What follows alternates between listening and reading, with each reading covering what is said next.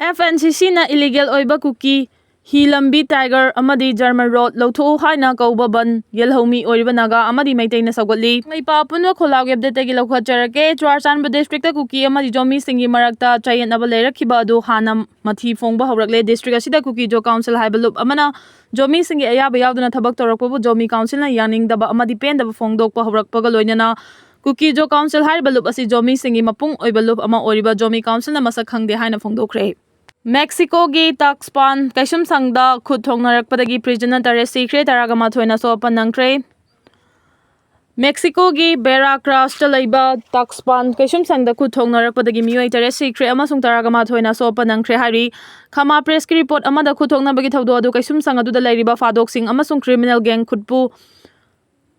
sombra gi marak da thoki badi hari Veracruz State Public Security Department ki makaidagi phongdorpo warol amada kaisum sangda lairiba phado khutpu sing adu da gang khutpu ama oriba grupo sombra gi miut singna otnaiba amasung ta chita oina tawbagi thodok thoklakpadagi nakalani gi marakta khuthongna khibani hari gang khutpu adu gi mioi singna kaisum sang adu da lairiba phadok sing adu gi imung manung singda mioi bagi lichet ki wangmada thabak thoram kaya chatharakpadagi nakalani gi marakta mungnaraktu na Chawna kuthongna khibani hari security force na kaisum sanga du da thokli bahana sunabagi thawdu adu laksina ba angam bathak ta hunna ki hari kuthongna ba du na maram oiduna kaisum sanga du gi mafam khara maina cha khi hari maina maram oiduna kaisum sang adu da leiba phado khara si khibani haina su security force ke maikai degi phongdokre maina maram oiduna soklaba phado khara di makha ta baleng chathana bagi damang kaisum sanga du gi wangmada leiba ana leng sangda pukre hari na sana kumja 2030 fawbada thagi leimai da nuclear reactor thamna ba thorang tawkre USKF Space Agency Amoriba National Aeronautics and Space Administration NASA na kumja 2030 fawbada thagi leimaida nuclear reactor ama sengwat sagana ba thorang tore haina US media na phongdoragli United States na thagi leimaida miyoi bana leiba ngamnabagi permanent base ama sengwat sagana bagi asan ba miyeng thambagi saruk ama oina NASA na thagi leimaida nuclear reactor ama sengwat na ba thorang tawkhibani NASA gi acting head political gi warol amada China amasung Russia na su thagi leimaida mi leiba ngamnaba makhal kaya gi thorang kaya paikhatuna laklibani thagi leimaida thawai panbasing leiba ngamnaba gi lamjela US China Russia India amasung Japan su yawbuga loinana leibak sing asina thagi leimaida matam chuppagi oina miyoibana khunda leita ba ngamnaba gi thorang kaya su paikhat pa hore hari thagi leimaida nuclear reactor semgat nabagi thorang asi mamangai degi chatharagaba thorang amani kumja 2020 da NASA gi maikai degi company sing da reactor gi design puthongna ba dollar million manga gi contract ahom issue tawki hari chahi asi May da su Russia amasung China na kumja 2035 fawbada thagi leimaida automated nuclear power station ama semgana balau thoki Malemda leiriba scientist singna phongdok na khibada thagi leimaida nuclear power station sing asi namioi bana khunda leita ba ngamhanbada chawna mateng panglagani hari US lengak na makhoi gi space agency ama oriba NASA da sel thada bagi chang hanthan khiba sina leiba adugi space mission da chawna khudong cha da ba mayok narak pa yabagi oithok pa lei haina su akhang ahi sina phongdok naragli rikangunia virus ki case listing tarelom thengna kre China gi Guangdong province cha mamang tha dagi hauduna chikungunya virus ki case pak sana hak thengna rakhiba loinana hauzik fawda virus asina nahanba mioi lising taret ki mathakta thengna re hari China langa Kilaina asidagi ngakthongna bagidama COVID-19 laichit ki matamda lokhatpa jaksin thorang aduga chamanana thorang kaya lokhatkre Hari province aduda leiba Fusan city na hojik fawbada laina asi khwaidagi narba city ama oiri Kangdagi sandokpa laichit asi ngakthongna bagidamak laina asina nariba mioi sing mayumemda lehenbagi mahuta hospital singda layang bagi thabak chathari anaba sing adudagi kangna thoan balaina sandoraktana bagidama kangkhal sing paksana sizinari hari Hospital da anaba sing aduna chayol ama lairaba matungda laichit asigi test taraba matungda negative laklabadi anaba sing adu mayumda hankhina bagi ayaba piri hari kangna chikpadagi thoan balaichit asina narba mioi adu laihau tawba yawna tang chikpagi layong kaya su thengnai hari balaina makhal asi Southeast Asia amasung Africa gi mafam singda yamna thengnaraba su China da di handaki thawdo asina yamna tangna thokpa ama oidi Japan gi khwaidagi ahal kagwa chahi chamaga tara mari sure Sigeko kagwa chahi ta chamaga tara mari suraba thabaktagi potharaba physician na Japan gi hinglibo khwaidagi ahal oire haina Japanese Ministry of Health Labor and Welfare na lauthokre Miyoko Hiroyansu na chamana chahi asi fawbo hinglam kiba matung kagwana Asian laiba asida hingduna lairiba khwaidagi ahal oiki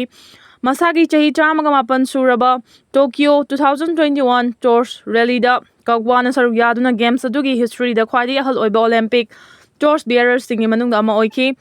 Sigeko kagwa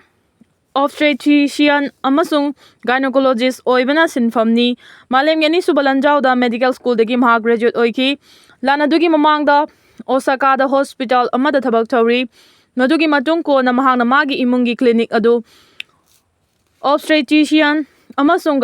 gynecologist ama oina chalaiki. Mahang na numidang khuding magi famung nakanda telephone ama thami amasung hek kaurakpaga magi anabasing aduda chatkani. Karamna amasung karamba matamda thakta thokliba numit asi loigani haibigi matangda researcher singi pakhuma malaikre. Nongching ising nungsit ki fibam samudragi chel sing season sing amasung photosynthesis ki kuthangda plant life pibagi thawong pumna makthogaliba numitna planet arta mapa leitraba safu ama pidi numit asigi hawrakfam sing amasung masigi loikhigadaba amasung sikhigadaba madugi hiram asina matam sangna dagi scientist singi pukning chingsilakre. National Geographic ki machung ina chahi billion 4.5 longi mamangda hydrogen amasung helium na ayamba saba molecular cloud amadagi numit amagi mawong adu lauba hawraki. Anakpada leiba amana stockwek ama thadoklakhi. Molecular cloud adugi samnaki amasung madu energize tawki artegi kilometer million chamai yangkai mai million 93 rom lapada numit lei. Science airlight ki matung ina chahi billion manga rongi manungda numit na red giant amada on kigani thawan micha asigi mayai thangba mayol adu khuijin khigani adubu masigi mapan thangba kuyom sing Mars ki orbit ta pakthok chokthok halakani amasung madugi thawong aduda aikhoi gi planet question khigani. Numina mafam aduda dumak leiraba fawbada University of Manchester na 2018 da chathakhiba study amada atai thawan michak singi chada 90 gumna aikhoi gi numit asishu white dwarf thick nemba ama oiraknaba red giant amadagi soidanama asum khujilakhiba yai amasung madugi matungda planetary nebula ama oina loishin khigani haiba adu lepnaba computer modeling sizinaki. Thawan micha amana siba matamda maduna magi envelope haina khangnaba gas amasung dust ki mass ama space ta kapthoklagi. Hariba envelope adu thawan micha adugi mass ki tangkhaimuk oiraba yai.